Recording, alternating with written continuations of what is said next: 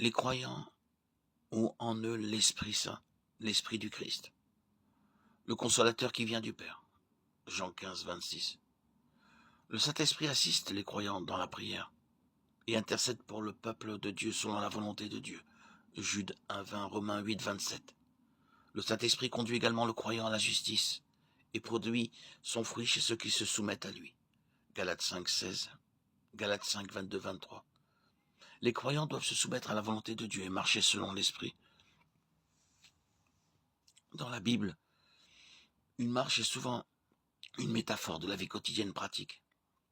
La vie chrétienne est un voyage et nous devons le parcourir, nous devons progresser constamment. La norme biblique pour tous les croyants est qu'ils marchent dans l'Esprit. Si nous vivons par l'Esprit, marchons aussi selon l'Esprit. Galates 5, 25, Romains 8, 14. En d'autres termes, l'Esprit nous a donné la vie dans la nouvelle naissance.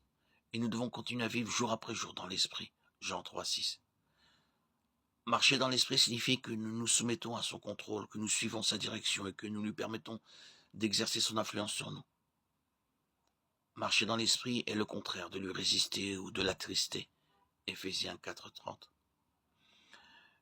Galates 5 examine l'œuvre du Saint-Esprit dans le croyant. Le contexte est la libération de la loi de Moïse. Galates 5, 1. Ceux qui marchent par l'Esprit attendent par la foi la justice qu'ils espèrent. Ils sont affranchis de la loi. De plus, ceux qui marchent par l'Esprit n'accompliront pas les désirs de la chair. La chair, notre nature déchue sous le pouvoir du péché, est en conflit direct avec l'Esprit.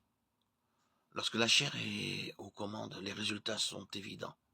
Mais lorsque l'Esprit est aux commandes, il produit des qualités divines en nous, en dehors des restrictions de la loi.